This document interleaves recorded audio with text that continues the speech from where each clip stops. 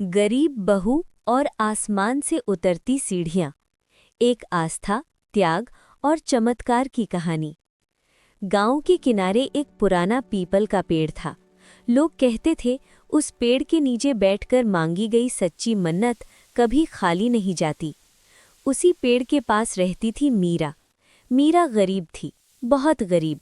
उसके पास न खेत था, न धन, न गहने, बस एक टूटा फूटा घर और दिल में भगवान के लिए अटूट विश्वास। मीरा की शादी जिस घर में हुई थी वहाँ भी हालत अच्छे नहीं थे। सास बीमार रहती थी, पति मजदूरी करता था और घर में हर दिन संघर्ष की कहानी लिखी जाती थी। लेकिन एक चीज़ थी जो उस घर को अलग बनाती थी। वहाँ शिकायत नहीं थी, वहाँ विश्वास था।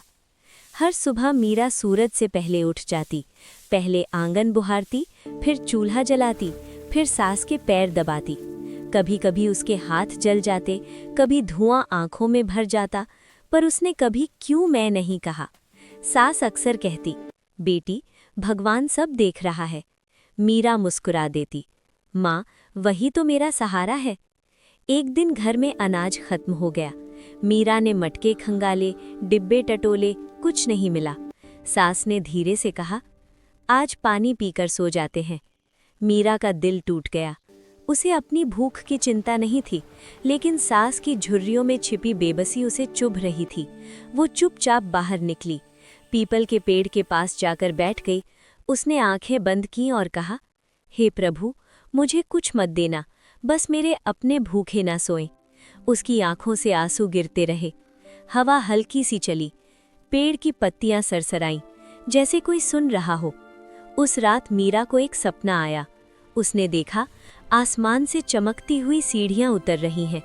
सीढ़ियां चांदी की थीं और हर पायदान पर दीपक जल रहा था। ऊपर से एक आवाज आई, जब विश्वास आखिरी सांस तक जीवित रहता है, तब रास्ते आसमान से उतरते हैं। मीरा डरकर उठ बैठी, दिल तेज धड़क रहा था। उसने सोचा, सिर्फ सपना था, लेकिन उसके मन में एक अजीब सी शांति थी। सुबह जब मीरा पानी भरने गई तो उसे लगा जैसे आसमान आज कुछ अलग है। बादल गोल गोल घूम रहे थे, सूरज की किरणें सीधे धरती पर उतर रही थी। पीपल के पेड़ के पास पहुंचते ही वो ठिठक गई। वहां जमीन पर हल्की सी चमक थी, जैसे किसी ने चांदी की धूल बिखेर दी हो। मीरा घुटनों के बल बैठ गई। उसका दिल कह रहा था, कुछ होने वाला है। उसी दिन पति खाली हाथ लौटा। काम नहीं मिला था। सास की तबीयत और बिगड़ गई। घर में चूल्हा नहीं जला। मीरा ने देखा, सास की आंखों में आंसू थे। वो समझ गई, आज भगवान उसकी आस्था की असली परीक्षा ले रहा है। उसने घर का आखिरी बचा आटा निकाला। बस एक छोटी रोटी बन सकती थी। सास बोली, तू खा ले बेटी, तू दिन भर काम करती है। मीरा ने रोटी हाथ में ली। उसके हाथ कांप रहे थे। उसे भूख लगी थी, बहुत लगी थी। लेकिन उसी पल उसे सपना याद आया, चमकती सीढ़ियां और आवाज। वो उठी, रोटी को थाली में रखा और घर से बाहर निकल गई। पीपल के पेड़ के पास पहुंचकर मीरा बैठ गई। उसने रोटी भगवान को अर्पित कर दी। प्रभु, अगर ये परीक्षा है तो मैं हारना नहीं चाहती। हवा अचानक तेज हो गई। पेड़ की पत्तियां जोर से हिलने लगी। आसमान में बादल घिर आए। मीरा डर गई, लेकिन वो उठी नहीं। उसने आंखें बंद कर ली। अचानक एक तेज प्रकाश फैला। मीरा ने आंखें खोली और जो उसने देखा वो उसकी सोच से परे था। आसमान से सचमुच सीढ़ियां उतर रही थीं, वही चांदी की सीढ़ियां जैसी उसने सपने में देखी थीं। हर पायदान पर दीपक जल रहा था और हवा में सुगंध फैल रही थी। मीरा स्तब्ध रह गई। सीढ़ियों से एक वृद्ध संत नीचे उतरे। सफ़ेद दाढ़ी, चमकता चेहरा, आंखों में अनंत करुणा। उन्होंने मीरा को देखा और मुस्कुराए, बेटी भूखी हो ना? मीरा रो पड़ी, हाँ, पर मुझे भूख की चिंता नहीं, बस मेरे अपने।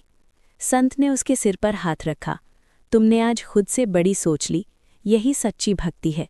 मीरा कांपते हुए बोली, आप कौन हैं?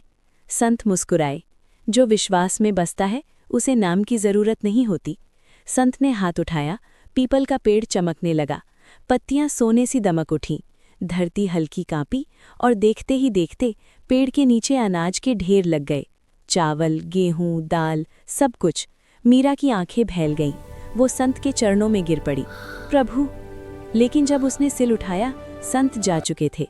सीढ़ियां भी गायब थीं, बस हवा में दीपक की हल्की सुगंध रह गई थी। मीरा दौड़ती हुई घर पहुंची। सास ने उसे देखा तो चौंक गई। क्या हुआ बेटी? मीरा ने सब बताया। पहले तो सास को विश्वास नहीं हुआ, लेकिन जब वो बाहर आई, उसकी आंखों से आंसू बह निकले।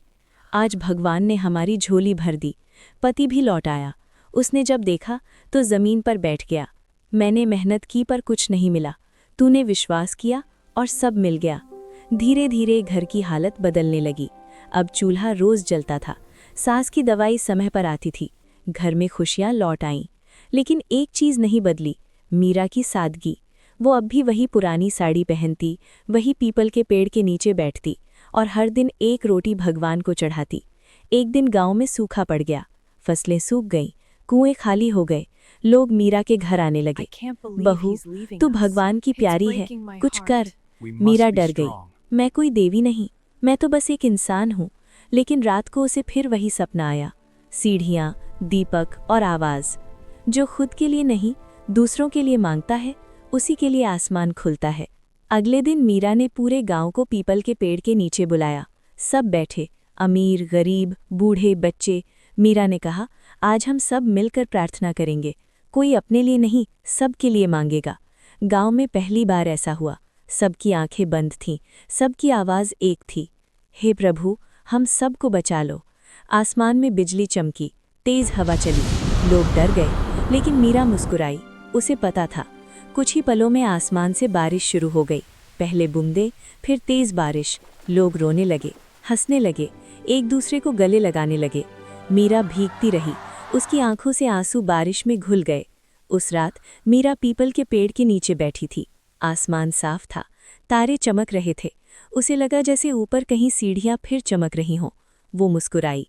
अब उसे चमत्कार की जरूरत नहीं थी, क्योंकि वो समझ चुकी थी सबसे बड़ा चमत्कार क्या होता है। विश्वास। इस कहानी में न कोई रानी थी, न कोई महल, बस एक गरीब बहू थी और उसका अटूट विश्वास। भगवान हमेशा अमीरों के महलों में नहीं उतरते, कभी कभी वे टूटे घरों की चौखट पर आते हैं। और जब आस्था सच्ची हो तो आसमान से भी सीढ़ियां उतर आती हैं।